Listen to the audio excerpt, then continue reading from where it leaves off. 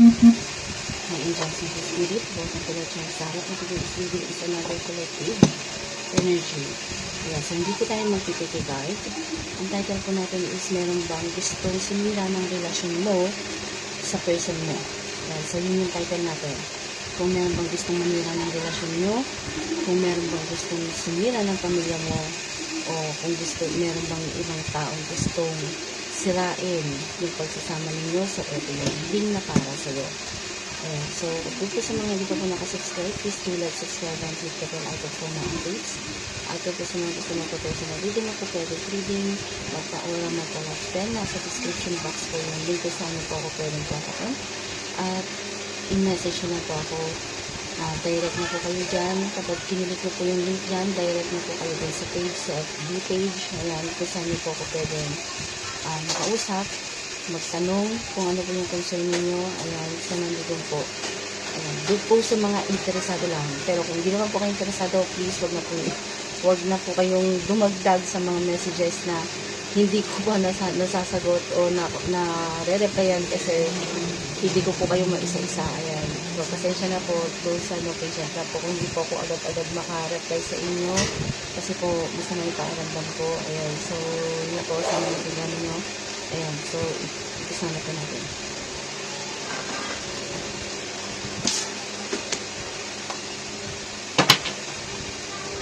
Meron bang gustong sumira ng relasyon mo o relasyon mo? Collective energy, masculine man o feminine, sa hindi pumalaga ako ng gender.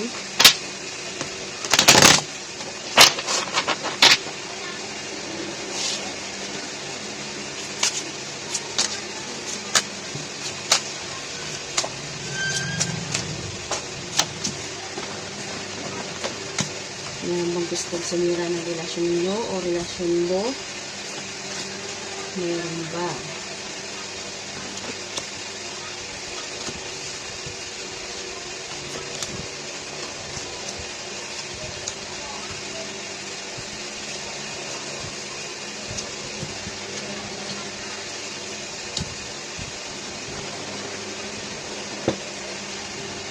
Okay, sa situation, challenge, advice, and outcome, doon po sa tanong kung meron bang gusto na manira ng relasyon ninyo o relasyon mo sa person mo, is ang sagot, meron. Ayan, meron. Sa lahat ng energies nandito. Ayan, so yung reading natin ngayon, ang kinalabasan is you versus them. Ayan ha. So, baligtaran ito, vice versa. Sitwasyon mo at sitwasyon mo at yung sitwasyon ng kabilang partido. I mean, kung sino man yung tao na gustong sirain yung relasyon mo sa person mo. So, ito yung pinagkaiba ninyong dalawa. Bakit gusto niya sirain kayo? Bakit gusto niya kayong magkahiwalay? Bakit gusto niya kayong paghiwalayin? At bakit gusto niya na sila yung magkasama? So, ito yung magiging rason.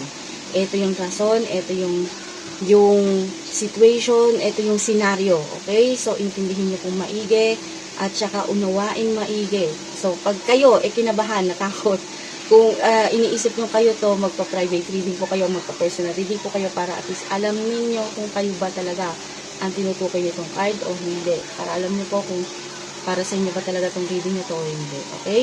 Ayan. So, sa situation ninyo, challenge, sa situation, challenge, advice, and outcome, vice versa, again, and vice versa. Sa sitwasyon niya at sa sitwasyon mo. So, magkaiba kayo ng position ngayon. Kung dating ikaw, yung nasa down. I mean, ikaw yung dinadown. Na-down. Bumagsak, nadapa, nagkamali, nabigo. I mean, ganun ang nangyari sa'yo. So, ito yung pinagkaiba ninyo kasi siya yung nasa taas dati. Kumbaga, siya yung nasa ibabaw noon.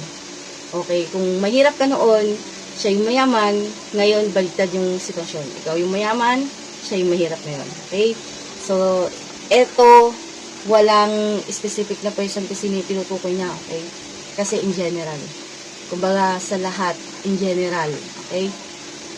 Ayan. So, yung pinagkaiba ninyo, kung bakit gusto niya masira ka, o masira kayo ng asawa mo, masira kayo ng jowa mo, masira kayo ng karelasyon mo, masira kayo ng pamilya nyo, o kahit na anong relasyon na meron kayo, eto, yung gusto niyang, yung gusto niyang mangyari sa'yo,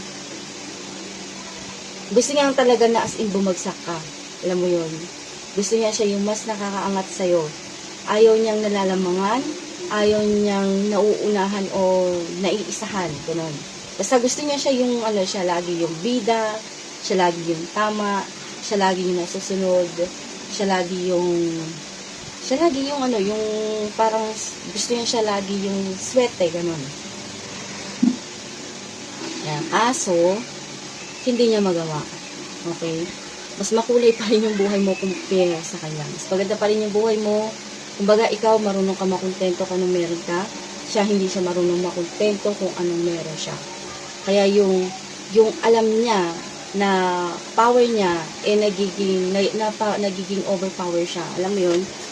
Kumbaga nasosobrahan niya ng yabang, hindi lang yabang. Ganun, basta nasosobrahan niya. Ganun. So, sa tingin niya, pera-pera lang yung labanan. Hindi niya alam na mas importante yung knowledge or yung, sabi nga, ligtas yung may alam, diba? So, yun yung nababibe ko dito. Kumbaga, wala siyang kamalay-malay na kayo, some of you is, hindi ko man nila lahat, pero some of you kasi, kumbaga, marami nang alam eh. Alam niyo yun, marami na kayong alam na pwede nyo protektahan yung sarili ninyo. So, some of you nagpapagawa ng protection para hindi sila mapano o hindi sila mapasukan ng negative energy or maaring ng black magic yung iba. Gets nyo ba ibig sabihin? Ayan. Kasi yung iba, may mga kakilala na or sila mismo yung gumagawa. Ayan. Para para bumaliktad lang yung lagay mo o yung sitwasyon mo. Ganun. Para pumangit, kumbaga, siya yung umangat sa'yo at ikaw naman bumagsak sa yung gusto niyang gawin, gusto niyang mangyari. Ayan, kumbaga, na-overpower niya nga yung power na binigay sa kanya o authority na binigay sa kanya o pinagkaloob sa kanya. Ayan, so yun yung nababag ko. Kung ikaw, relax lang, as in relax lang. Siya kasi, sobrang defensive, alam mo yun, sobrang defensive niya sa sarili niya. Kaso, may nagagawa na siyang mali sa ibang tao. Yan. So, yun yung nababay ko dito na siya kasi hindi siya marunong makontento, masatisfied. Parang hindi siya approachable o hindi siya yung masyadong, hindi niya masyadong kinakount na blessing yung dumarating sa kanya. Kumbaga, talaga unhappy pa rin siya kahit na may blessing na dumarating sa kanya. Parang hindi siya ganun ka-thankful, ganun. Yun yung nababay ko sa kanya. Unlike sa'yo na kahit na maliliit lang yan, maliit na bagay lang yan, pero para sa'yo parang napakalaking blessing na dumadating sa buhay mo. So, yun yung pinagkaiba ninyo. Ngayon, sa nakikita ko, kailangan may mawala pa sa kanya. Alam mo yun? Compare sa'yo. Sa'yo kasi, parang, yung nababay ko kasi dito is sa'yo, nadadagdagan. Laging may bago. Alam mo yun? Sa kanya naman, wala nang bago kasi walang pinagbago. Kumbaga yung dumarating sa buhay niya, puro luma na. Alam mo yun? Kung hindi naglumaan, luma. Kung hindi luma, sira. Alam mo yun? Yung hindi lang material hindi lang material na bagay yung mga dumadating sa kanya na ganun. Meron din yung mga tao na, kumbaga, mga lumang tao na hindi niya, hindi siya, paano ko explain to? Basta hindi ganun parang hindi ganun ka-stable. Alam mo yun? Hindi ganun ka-stable na para paano ko ba siya? Yung para maging kampante siya doon sa bagay na yun. Kasi yung nababibe ko kasi dito, anytime pwedeng maging mawala o pwedeng mabasag o pwedeng mawala sa kanya yung tao na yun. Anytime. Ganun. Unlike sa'yo na kumbaga yung nagiging flow ng buhay mo pagdating sa love life, sa career, sa lahat ng bagay. Ganun, laging merong bagong dumadating. Laging merong magagandang oportunidad na dumadating sa'yo. Ganun. Kumbaga, laging nagkakaroon ng kulay yung araw mo. Excuse me. Ayan, so yun yung nakikita niya compare sa'yo. Kumbaga, yung mga dumadating sa'yo, puro magagandang bagay. Sa kanya, puro pangit. Ganun. kumbaga yung kinakapitan niya, marupok na. Ganun. So, yun yung nakikita ko dito. At yun din yung nakikita niya sa'yo. Kaya gusto niya na magkahiwalay kayo ng person mo o masira yung relasyon ninyong dalawa. Kasi, kumbaga dun siya kumukuha ng pag-asa na makuha niya sa'yo yung person mo. Gets mo ba? Ayan. So, sa nakikita ko kasi dito, malaki yung pagnanasa o yung pagnanasa at saka yung pagkagusto, pagkatangi niya doon sa person mo. Gusto niyang mapunta sa kanya. Yun yung nakikita ko dito. Yun yung nakikita ko dito. Ayan. Tsaka yung gusto niyang mangyari is, gusto niyang siya yung replacement. Alam mo yun? Gusto niyang maging ikaw siya. Ganun. Ganun yung gusto niyang mangyari. Kumbaga siya yung ipalit o siya yung pumalit. Ganun. Siya yung pumalit sa'yo, siya yung ipalit sa'yo. Ganun. Yun yung nakikita ko dito. So, vice versa. Ito din yung maigay kung alin kayo dito sa mga sinasabi ko, ha? Ayan. So, yun yung nababibe ko dito. May nagpapanggap. Kumbaga, ginagaya niya yung, yung profile mo, ginagaya niya yung style mo, ginagaya niya kung paano ka manamit, paano ka basta kung paano ka gumalaw, paano ka kumilos, paano ka makitungo sa mga tao. Yung style mo, yung buong style mo, ginagaya niya. Pero hindi niya magaya. Alam mo yun? Yun yung nakikita ko dito na kaya gusto niyang masira yung relasyon ninyo o kung ano man meron kang relasyon sa person mo, sa family mo, sa mga friends mo, sa coworker mo. Gusto niya masira yon at gusto niya na maging siya, ikaw, ganun. May nababibe ako dito na parang gusto niyang hindi, yung yung alam mo yung some of you naman yung nababibe ko kasi dito na parang hindi kayo makawala sa isang bagay na wala namang pumipigil sa inyo pero pakiramdam ninyo merong pumipigil sa inyo. Gets yung ba ibig sabihin? Yung parang hindi kayo makakilos pero wala namang pumipigil sa inyo kasi hindi kayo makagalaw. Alam mo yun? Yung hindi kayo makagalaw ng sarili ng decision. Kung ano man yung gusto nyo gawin, hindi nyo magawa kasi parang feeling ninyo may kumokontrol sa inyo, which is totoo yun. Kasi yun yung napipil ko dito. Merong gustong kumontrol sa inyo at kinokontrol niya yung isip ninyo. Yung isip nyo ang kinokontrol niya kasi ginagamitan niya kayo ng black magic. Gets nyo ba? Ito yung mga gumagamit ng mga black magic na hindi nyo alam. Behind the scene. Ang tinatarget niya is yung isipan nyo. Kinokontrol niya yung isip ninyo. Kaya yung mindset ninyo, nag-iiba. Alam niyo yun? Yung kahit wala namang nakatali sa inyo o wala namang talagang pumipigil sa inyo, pero pakiramdam niyo talagang as in ramdam niyo sa sarili niyo na meron kumukontrol sa inyo. Yun yung nababibe ko dito.